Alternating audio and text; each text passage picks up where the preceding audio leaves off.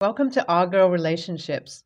We talk about the problems people face in their day-to-day lives. Let's start with the video. I was confused about whether I should forgive my stepmom who treated me like crap since the day she came into my dad's life. On one hand, I still remember all the hurt she caused me and the struggles I have to go through because of her. But on another hand, I feel like an a-hole when I see this helpless woman who's begging me to support her. Honestly, it's kind of pathetic to see her in this situation, and I'd like to ask the people of this subreddit if she's really an a-hole who doesn't deserve my sympathy. So I was struggling a lot in high school. Now, my dad used to work a lot and we didn't see each other much. Usually, before he'll return, I'd be off in my room doing my stuff, and even during mornings, he'd leave before I came down. So most of my interaction was with my stepmom, which for some reason hated me.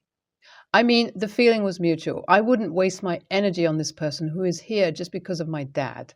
I especially didn't like the fact that after marrying my dad, she quit her job and my dad had to work extra hard to make sure he provided for all of us.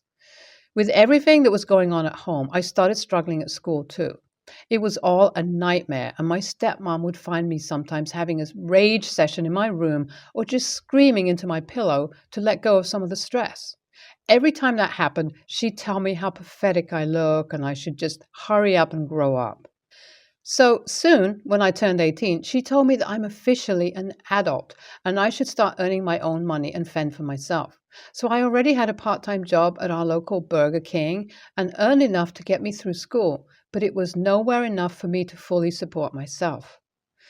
I told her she shouldn't worry for long, as soon as I would leave for college and would only show her my face once a year for holidays. To this, she said, "What's even the point of me getting any more education since I'm just trash and would end up on the street anyway?" That blew my fuse, and I started screaming at her.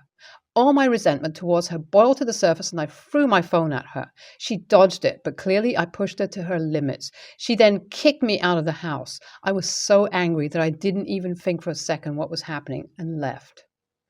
After that, it was just a constant struggle. I had to drop that year, and I took 2 different jobs to save up some money.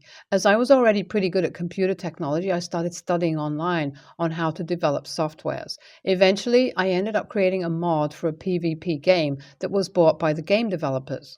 The money I got from it helped me get into IT school, and I could finally get an official degree. That whole year was a constant struggle of sleepless nights and going hungry on alternate days so I could pay for the internet and other stuff. So now I'm working for an IT company and have a pretty good life. I got in contact with my dad only twice throughout these past years, but we couldn't form a stable relationship. I was still angry at him for bringing that woman into my life and abandoning me. So when I got a call from my dad's number, I was a little confused. I wondered why he'd call me. When I picked it up, it was my stepmom on the other side of the line. She told me that my father had passed away and they are holding the funeral in 3 days. She told me that in his last moments, my father requested her that he wants to see me one last time, but they couldn't reach out to me in time. I never thought I'd feel sad at my dad's passing away, but still, I felt a weird emptiness. I went to his funeral, and after the service was over, his lawyer, who was a close friend of his, pulled me aside and told me to visit his office next morning. I was confused, but still showed up. I found my stepmom already there. That gave me some clue what it was about. When the lawyer said that his will has been legally cleared and that he left all his inheritance to me, I was shocked. Why me? And after all these years? But more than my confusion, my stepmom's reaction was even worse. She said there must be some kind of confusion because he must have left something for his wife. She snatched the papers and double-checked everything herself. Then she just got up and left. Apparently, her anger was too much to put into words. That evening, I received a call from her, and she started telling me how it's my job to look after her now that my father is gone. What? That was my reaction. When I told her I don't want anything to do with her, she proceeded to beg me that I can't leave her alone like this. She hadn't worked a single day after marrying my father and have no assets of her own. She'd starve to death if I took everything away like a greedy person. I reminded her of how she had treated me in my own home. I told her that I still haven't forgotten the worst year of my life, which I had to go through all because of her. I was so pissed that I didn't even hold back at all. I just screamed and screamed at her over the phone. I told her that once she told me I was pathetic and needed to grow up, now it's time for her to stop acting so pathetically and behave like a grown-up. I then hung up the phone and blocked her. After a week, she showed up at my house. I don't know how she found me, but the nerve of her to show here. I didn't want to cause a scene in the building, so I told her to come in and just get this over with quickly. She then just threw herself at me and started apologizing. She repeatedly said she's sorry and that she was too arrogant in the past and she regrets how she treated me. She said I shouldn't be like her and I should take the high road and forgive her. She realizes her mistakes and she'll work every day to make up to me and that I don't abandon her. She said that if I don't support her, she'll starve to death. She tried to look for a job, but no one wants to hire an old woman, and that I'm her only hope. How can anyone be that pathetic? Just go get rid of her. I told her I'll think about her and would call her. I gave her some money to get groceries and told her to go for now. Now that she's gone, I don't know what to do. She left me to die when I was just 18. She kicked me out of my father's house and cut off my support system. Because of her, I had to starve and live like a rat. Do I really want to be responsible for this woman now? Should I just leave her to go through the same things I went through, or would that make me some kind of a-hole like she is? I decided that I didn't really want to do anything with my stepmom, and the best way to get her out of my life and make sure she stays away is to give her allowance to live by. So I called her last night and told her that as long as she agrees to a few of my conditions, I can make a deal with her. I told her I'd send her monthly paychecks that would be more than adequate to take care of her needs, but in exchange, she had to promise not to contact me in any way. As long as she stays away and doesn't call me or show her face to me, I'll keep sending the money. She could also keep living in my dad's house, which is now in my name, and that I don't care what she does there as long as it's not illegal and doesn't get me involved in any of her troubles. She was silent for a long time, but then she finally agreed. She said she'll accept my conditions and won't trouble me for anything as long as she gets the money. We then negotiated an amount that was more than generous in my opinion. Hopefully she won't bother me again. I know many of you guys replied to my original post saying that I should just leave her to her fate and move on with my life, but I didn't see any other way than this. It's been 3 years since my last update. You can read my original post to get an idea of what I'm talking about here. So last week I got a call from an officer that my stepmom was caught with drugs in her possession and was also driving under intoxication. They told me that she's currently at the station under lockup and that she gave them this number to contact. I silently cursed and told them I'll come there to pay the fine and pick her up. It was really late at night, and this was a trouble I really was hoping to avoid. So I thought a night in jail is the least that she deserves for what she did to me. Next morning, I went down there and got her out. I didn't talk to her or ask her what happened. I just dropped her off at the house and came back. I contacted my lawyer to prepare some legal papers, as my deal with my stepmom was that I'll pay her monthly as long as she didn't bother me. It was broken. So I decided that this is it, and I really needed to cut her off.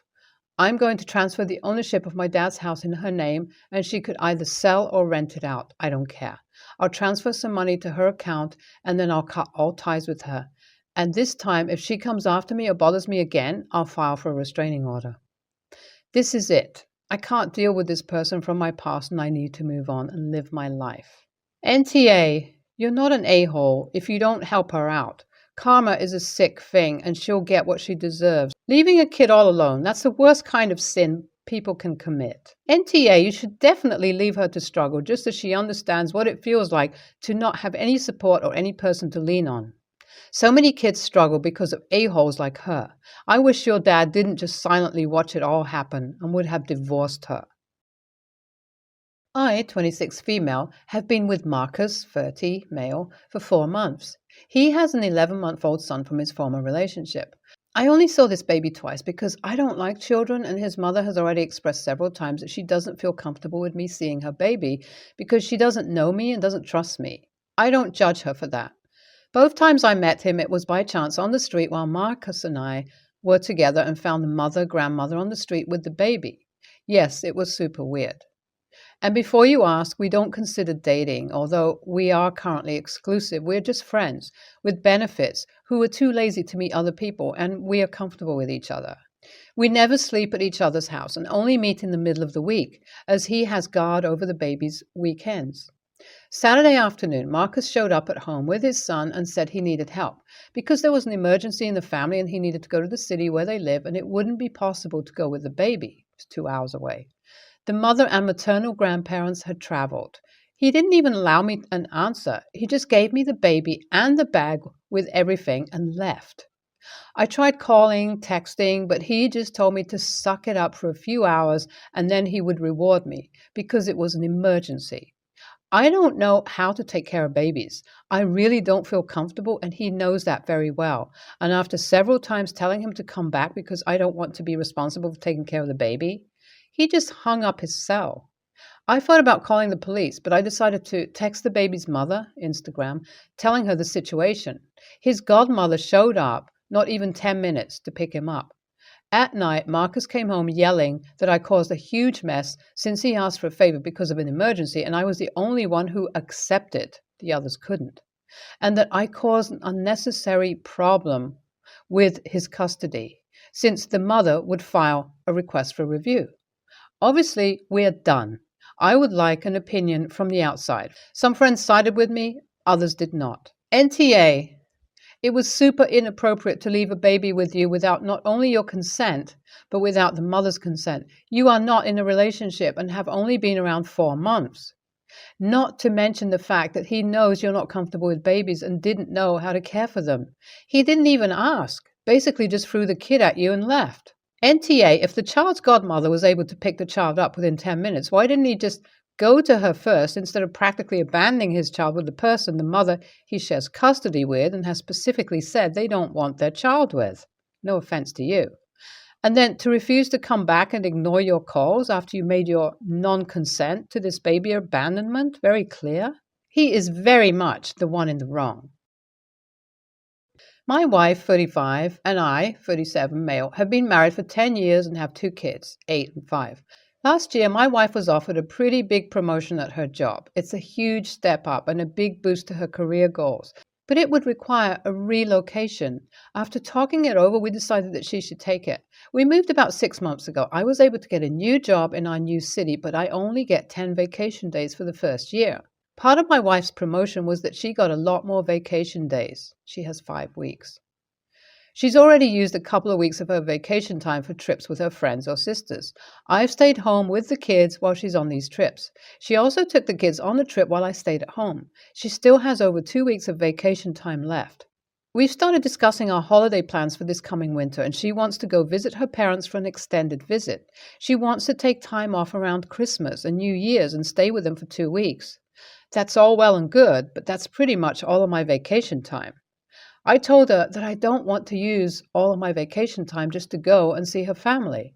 I said I'd be okay with using 5 days or so, but I want to save some time for me to use for things I want to do, like she said.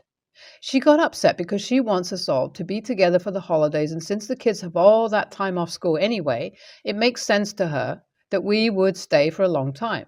We also haven't seen her parents since we moved, so I get why she wants to stay that long. I've tried offering that she can stay for as long as she wants with the kids and I would head home by myself early, but that wasn't acceptable because she doesn't want to fly with both kids by herself, which I understand, but I'm just trying to compromise. She wants to start booking flights and I'm not willing to use all my vacation time for one trip to see her family. We got into a fight over it because she's not willing to accept my compromises. I finally got mad at her and told her that she got to use as much time as she wanted to do fun things for herself while I watch the kids, and I want to be able to do the same. I told her that it's great that she has so many new benefits from her new job, but I had to start over, and I don't have those same options. She took that as me being resentful for moving, which isn't true. I'm happy she got promoted, and I'm not mad about relocating. But I am upset that she isn't willing to understand that my work circumstances are drastically different from hers now. I'm not willing to budge on this, and she's mad at me that I'm just not simply going along with what she wants to do. I know it's important that she sees her family, but I just want the option to do fun things for myself like she did. She thinks I'm being petty and stubborn because I'm jealous of her promotion. NTA, your children are 8 and 5. There's no reason that she can't travel alone with them. It's ridiculous to expect you to use your limited vacation time to visit your in-laws while your wife is living her best life. It's not about being resentful, it's about not wanting to spend all of your vacation time visiting family. Your wife is being very unreasonable. If she is that opposed to flying with them by herself, would she buy you a round-trip ticket so you could come pick them up? This would still allow you to save a week of your vacation time and plan something fun. NTA, it's unacceptable that she thinks you should use up all your vacation just so she doesn't have to fly with the two kids herself. I can see if they were infants or toddlers, but 5 and 8 is old enough to behave for a flight. I would just again tell her you'd be willing to do a week, period, and leave it at that. Don't debate or get drawn into any long arguments. No. And make sure you see the flights before she books them. NTA, I don't see anything wrong with your compromise, and she's not willing to compromise at all by the sounds of it.